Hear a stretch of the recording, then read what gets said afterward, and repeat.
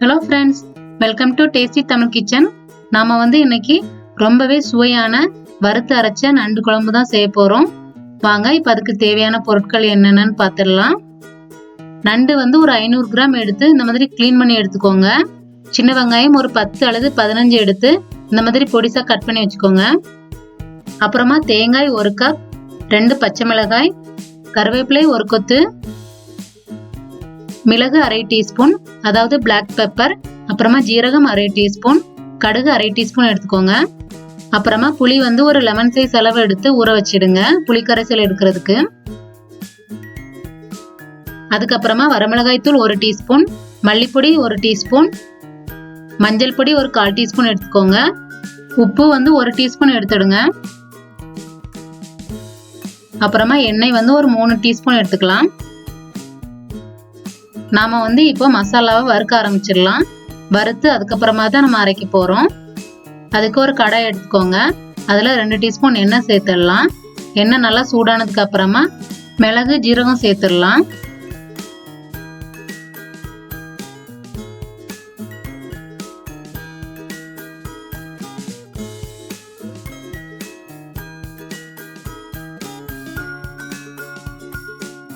மிளகு ஜீரகம் நல்லா பொரிஞ்சதுக்கு அப்புறமா நாம நறுக்கி வச்சுக்கிட்ட சின்ன வெங்காயம் சேர்த்துருங்க.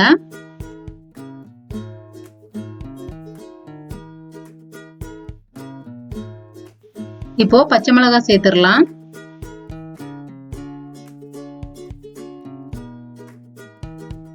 வெங்காயம் கொஞ்சம் வதங்கினதுக்கு அப்புறமா தக்காளி சேர்த்துடுங்க.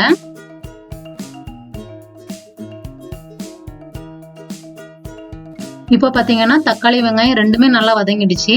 இந்த ஸ்டேஜ்ல நம்ம தேங்காய் சேர்த்துடலாம். தேங்காய் சேர்த்து நல்லா வறுத்துடுங்க. தேங்காய் சேர்த்து 1 நிமிஷம் நல்லா வறுத்ததுக்கு அப்புறமா மசாலா பொடியெல்லாம் சேர்த்துடலாம்.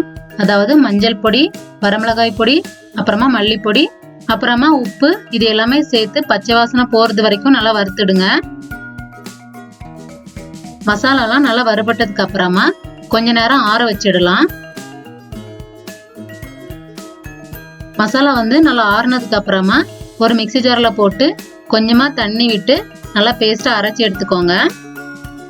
இப்போ மசாலா பேஸ்ட் ரெடி ஆயிடுச்சு. நாம குழம்பு பண்ண ஆரம்பிச்சிடலாம். அதுக்கு நாம குழம்பு பண்ற பாத்திரத்துல நம்ம அரைச்சி வச்சுக்கிட்ட மசாலா பேஸ்ட் ஃபர்ஸ்ட் சேர்த்துடலாம். அதுக்கப்புறமா புளிக்கரைசலும் சேர்த்துடுங்க.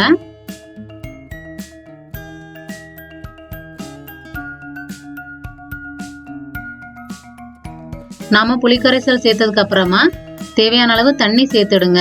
நான் 1 கப் சேர்த்துருக்கிறேன். அதுக்கப்புறமா நாம நண்டு சேர்த்துடலாம். நாம நண்டு எல்லாம் சேர்த்து நல்லா கலந்ததுக்கு அப்புறமா ஸ்டவ்ல வச்சு ஹை ஃப்ளேம்ல வச்சிடுங்க. இப்ப பாத்தீங்கன்னா குழம்பு நல்லா கொதிக்க ஆரம்பிச்சிடுச்சு. நல்லா கொதிச்சதுக்கு அப்புறமா ஸ்டவ் மீடியம் ஃப்ளேம்ல வச்சிடுங்க. குழம்பு ஒரு 10 அல்லது 15 நிமிஷம் வரைக்கும் நல்லா கொதிக்கணும். அப்பதான் அந்த நண்டெல்லாம் நல்லா குக் ஆகும்.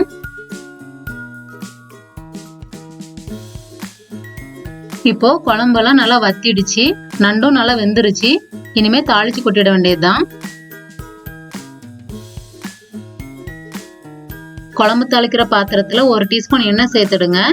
எண்ணெய் நல்லா சூடானதுக்கு அப்புறமா கடுகு போட்டுடலாம். கடுகு நல்லா பொரிஞ்சதுக்கு அப்புறமா கருவேப்பிலை சேர்த்துருங்க.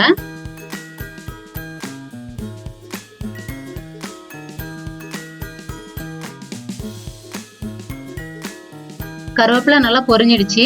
இப்போ இந்த தாளிப்பை குழம்புல கொட்டிடலாம். அவ்வளவுதான் ஃப்ரெண்ட்ஸ், நம்மளோட சுவையான வறுத்தரைச்ச நண்டு குழம்பு சூப்பரா ரெடி ஆயிடுச்சு. நீங்களும் உங்க வீட்டுல இந்த மெத்தட்ல ட்ரை பண்ணி பாருங்க. ரொம்பவே சுவையா இருக்கும். இந்த வீடியோ உங்களுக்கு பிடிச்சா லைக் பண்ணுங்க, ஷேர் பண்ணுங்க, கமெண்ட் பண்ணுங்க. மறக்காம டேஸ்டி தமிழ் கிச்சனுக்கு சப்ஸ்கிரைப் பண்ணுங்க. தேங்க்ஸ் ஃபார் வாட்சிங்.